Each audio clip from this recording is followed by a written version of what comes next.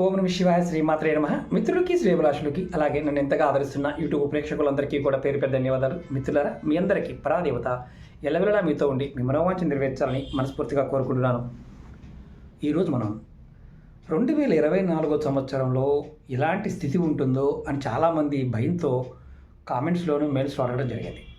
అంటే 2024 రాబోతుంది కదా గురువు గారు, మా జాతకాలు ఎలా ఉంటాయి, మేమేం చేస్తే మా జాతకాలు బాగుపడతాయి, ఎలాంటి స్థితిగతులు ఉంటాయి చాలామంది అడిగారు. ఈ వీడియో చేయగల కారణం ఏంటంటే, ముందుగా మీకు అంటే మనం ఆ 24వ సంవత్సరం ఏదైతే ఇబ్బందులు వస్తాయో ఆ ఇబ్బందుల నుంచి బయటపడటానికి మనకు ఒక తేలికైన మార్గం, అంటే ఒక 3 నెలలు 4 నెలల ముందు నుండి మనం ఈ సాధన మొదలుపెట్టినట్లయితే ఖచ్చితమైన ఫలితం ఉంటుంది. చాలా తేలికైన ఉపాయం చెప్తాను, ఎలాంటి స్థితి ఉంటుందో కూడా మీకు చెప్తాను, దానికి కారణం కూడా వివరిస్తాను మీకు. అలాగే మీకు ఈ వీడియో నచ్చినట్లయితే లైక్ చేయండి, ఛానల్ని సబ్స్క్రైబ్ చేసుకోండి, పక్కనే ఉన్న గంట సింబల్ని యాక్టివేట్ చేసుకొని 10 మంది మిత్రులకి షేర్ చేయండి. ముఖ్యంగా 2024 అంటే ప్రస్తుతం ఉన్న కాలమాన పరిస్థితుల్లో గ్రహస్థితి కొన్ని ఇబ్బందులు ఉన్నాయి. అంటే మనకి రాబోయే టైం 2024 ఉగాది సమయం వచ్చేసరికి గ్రహస్థితి అనేది చాలా భయంకరమైన స్థితిలో ఉంటుంది. మనకి రాబోయే ఆ సమయంలో మే నెల, మార్చి నెల, ఫిబ్రవరి నెల, ఈ 3 నెలలు కూడా చాలా క్రూషియల్గా ఉంటాయి. అంటే ప్రకృతి పరంగా చాలా రకాల ఇబ్బందుల్ని మనం చూడవలసి వస్తుంది. అంటే ప్రకృతి పరంగా అంటే వాటర్కి సంబంధించి అంటే జలప్రలయాలు కావచ్చు, తుఫాన్లు కావచ్చు, ఇలాంటివి. అలాగే ప్రకృతి సంబంధించి ఎర్త్కు సంబంధించిన ఇలాంటివి కావచ్చు. అలాగే యుద్ధాలకు సంబంధించి ముఖ్యంగా మనం 2024 ఈ సమయంలో చాలా భయంకరమైన యుద్ధాలను చూడడానికి అవకాశం ఉంటుంది. అంటే ప్రపంచ యుద్ధాలు కూడా జరగవచ్చు. అందులో ఇక్కడ మతానికి సంబంధించిన కొన్ని గొడవలు కూడా జరుగుతాయి. అంటే మతానికి సంబంధించిన ఇబ్బందులు కూడా రాబోయే సంవత్సరం ప్రభావం చూపిస్తుంది. అంటే శుక్రకారకత్వం వల్ల కూడా ముస్లిం రాజ్యాలకి, క్రిస్టియన్ రాజ్యాలకి యుద్ధాలు జరుగుతాయి. అంటే ఆ యుద్ధాల వల్ల చాలా జననష్టం జరుగుతుంది. అంటే మరణాలు కూడా ఎక్కువగా ఉంటాయి. అలాగే దీర్ఘ అనారోగ్య సమస్యలు, కొన్ని అనారోగ్య సమస్యలు చాలా భయంకరమైన అనారోగ్యం. అంటే అది ఎందువల్ల వస్తుందంటే, మనకి జాతకంలో ఎప్పుడైతే కన్యారాశిలోకి మామూలుగా మనకి కేతు ప్రభావం అనేది కన్యారాశి మీద, అంటే కన్యారాశిలో ప్రవేశించినప్పుడు సహజంగా ప్రపంచంలో ఒక కొత్త రోగాలకు సంబంధించిన ఇబ్బందులు కూడా మనం చూడడానికి అవకాశం ఉంటుంది. అంటే ఇవి భయపడడానికి కాదు, కానీ ఇలాంటి సమస్యలు అంటే రాబోయే రోజుల్లో ప్రకృతి విపత్తులు, యుద్ధ భయాలు, అలాగే ఆర్థికమైన రిసోర్స్ కూడా చాలా తగ్గిపోతాయి. జనాల్లో మతానికి సంబంధించిన అంటే మన జాతి, మన కులము, మన మతము అనే గొడవలు కూడా బాగా పెరుగుతాయి. అందులో ఇదంతా కూడా రాజకీయ నాయకులు కూడా దీన్ని బాగా పెంచి పోషిస్తారు. అంటే ప్రపంచం మొత్తం మీద, ఓన్లీ మన దగ్గరే కాదు, ప్రపంచం మొత్తం మీద కూడా అలాంటి స్థితిని ఆ గ్రహస్థితి క్రియేట్ చేస్తుంది. మరి మనం ఎలా బయటపడాలి అంటే, ఇలాంటి స్థితి నుంచి మనం ఎలా బయటపడాలి, ఇది ఎప్పుడు దాకా ఉంటుంది? ఇలాంటిది 2024లో చాలా పీక్ మూమెంట్కి వెళ్తుంది. ఆ తర్వాత అంటే మార్చ్, ఏప్రిల్, మే నెలలో సూర్యగ్రహణం, చంద్రగ్రహణం సమయానికి బాగా పీక్లోకి వెళ్తుంది.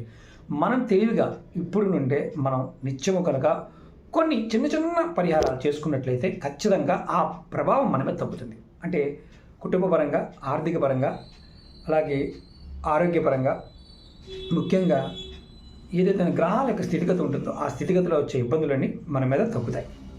అంటే భగవంతుడి యొక్క అనుగ్రహం చేత మనం బయటపడతాం. అన్ని రాసుల వారు, 12 రాసుల వారు ఖచ్చితంగా మీరు ఈ చిన్న ఉపాయం చేయడానికి ప్రయత్నం చేయండి. ఏం చేయాలి? మొట్టమొదటిగా మీరు ప్రతిరోజు కూడా మంచం దిగక ముందే, అంటే మీరు రోజు నిద్ర లేచిన తర్వాత మంచం దిగక ముందే మీరు కంపల్సరిగా మీ ఇష్టదైవాన్ని కానీ కులదైవాన్ని కానీ మనసులో ఒక 21 సార్లు తలుచుకోండి, మంచం దిగక ముందే. Point number 1.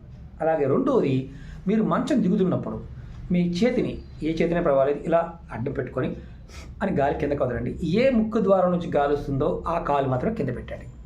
అలాగే కంపల్సరిగా మీరు స్నానం చేసిన తర్వాత విధిగా సూర్య భగవానుడికి నమస్కారం చేసి 2 ఆత్మ ప్రదక్షిణ చేయండి. మీ చుట్టూ మీరు 2 ఆత్మ ప్రదక్షిణ చేయండి.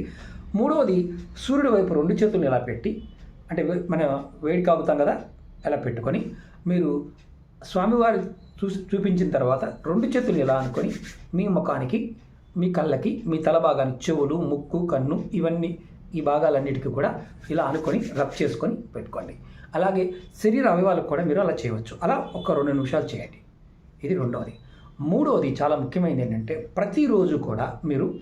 ప్రతిరోజు కంపల్సరిగా మీరు మీ ఇష్టదైవానికి సంబంధించిన శతనామావళి కానీ లేకపోతే ఏకనామం అయినా సరే, అంటే నారాయణ కావచ్చు, శివ కావచ్చు, గణేశాయ కావచ్చు, ఏదైనా కావచ్చు, ఏకనామైనా పర్వాలేదు, అష్టోత్తరమైనా పర్వాలేదు, శతనామాలు పర్వాలేదు, రోజుకు ఒక్కసారన్నా కంపల్సరిగా ఉదయం కానీ సాయంత్రం కానీ చేయండి. అంటే ఉదయం టైంలో చేయడం వల్ల చాలా అద్భుతమైన ఫలితాలు వస్తాయి.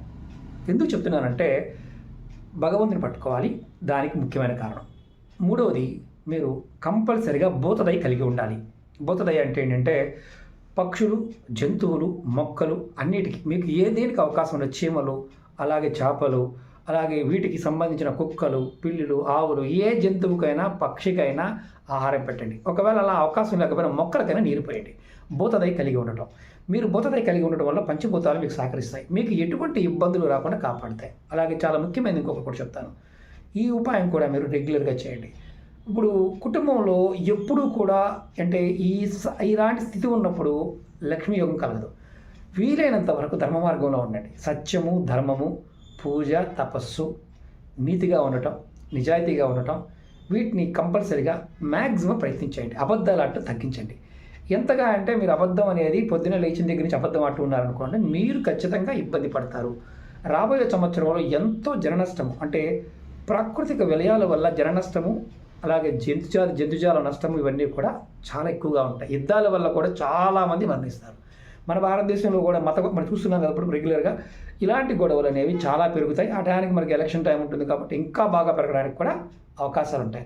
భయపడకుండా మీరు ఇప్పటి నుండే కనుక మీరు మొదలుపెట్టినట్లయితే, ఈ కార్తీక మాసం నుండే కనుక రోజు మీ జీవితంలో ఇలాంటి చిన్న చిన్న మార్పులు మొదలుపెట్టినట్లయితే ఖచ్చితమైన అద్భుతమైన ఫలితాలు పొందుతారు. ఇది 100% ఫలితాన్ని ఇస్తుంది. అలాగే ముఖ్యంగా జాతకం బాగోలేదు, మా రాశి ఫలాలు బాగోలేదు, ఇవన్నీ పక్కన పెట్టేయండి. ఎందుకంటే దైవానుకూలత ఉంటే రాశి ఫలాలు ఏమీ చేయవు. బాగా గుర్తుంచుకోవాల్సిన విషయం. జ్యోతిష్యం చెప్పే మాట ఏంటంటే దైవానుకూలత, దైవబలం కనుక మనం పెంచుకుంటూ ఉంటే మన కర్మ యొక్క ప్రభావాన్ని ఆటోమేటిక్గా తగ్గించుకోగలుగుతాము. మీరు ఇలా అచ్చంగా జ్యోతిష్యాన్ని అంటే రాశి ఫలాల్ని, నెల ఫలాల్ని, దిన ఫలాల్ని వీటిని నమ్మి మీరు రెగ్యులర్గా ఎలాగ జరిగిపోతుంది అనుకోవద్దు. ఎందుకంటే దైవాన్ని పట్టుకోవడానికి ప్రయత్నం చేయాల్సిన సమయం వచ్చింది. ఈ సమయాన్ని కనుక వినియోగించుకుంటే కనుక మీరు ఇలా కనుక మార్చుకోగలిగితే ప్రతిరోజు మీరు నిద్రలేచిన దగ్గర నుండి మీరు 70% విజయాన్ని సాధించినట్టే. ఎంత? 70%. ఇది ఖచ్చితంగా ఫలితాన్ని ఇస్తుంది. ఇది 100% గ్యారంటీ. రెండవది, డబ్బు పరంగా ధనము, సంపద, ఆరోగ్యం, ఇవి మనకి ముందు ఆరోగ్యంగా ఉంటే ధన సంపాదించవచ్చు. ఆరోగ్యంగా ఉండాలి అంటే మనసు ప్రశాంతత అనేది కంపల్సరీ. అంటే మనోకారకుడైన చంద్రుడు కంపల్సరీగా మనకి సహకరించాలి. మనందరి జాతకంలో ఎందుకంటే రాబోయే కండిషన్ ఏదైతే ఉంటుందో అది ప్రాకృతికమైన శక్తుల వల్ల కొన్ని ఇబ్బందులు అనేవి రావడానికి అవకాశం ఉంది. కాబట్టి మీరు ఇలా చేయటం మొదలు పెడితే మంచి మార్పులు వస్తాయి. అలాగే మాకు ఏ అవకాశం లేదు గురువుగారు, అంటే ఏం చేయలేమండి, మాకు చాలా బద్ధకం అండి అనేవారు నిత్యం మనసులో మీ ఇష్టదైవాన్ని ఏదో ఒక నామాన్ని నమశివాయ నమశివాయ నమశివాయ ఓత పదంలో అలవాటు చేసుకోండి.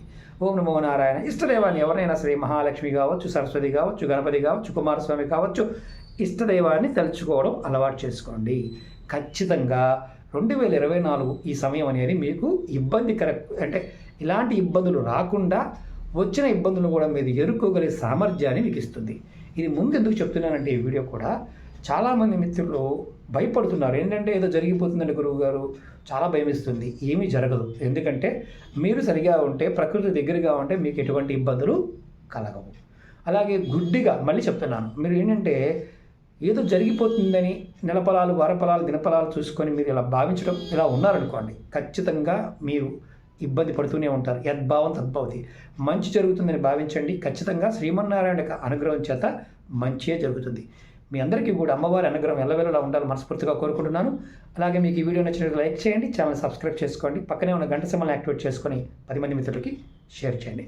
ఓం నమః శివాయ. శ్రీమాత్రే నమః.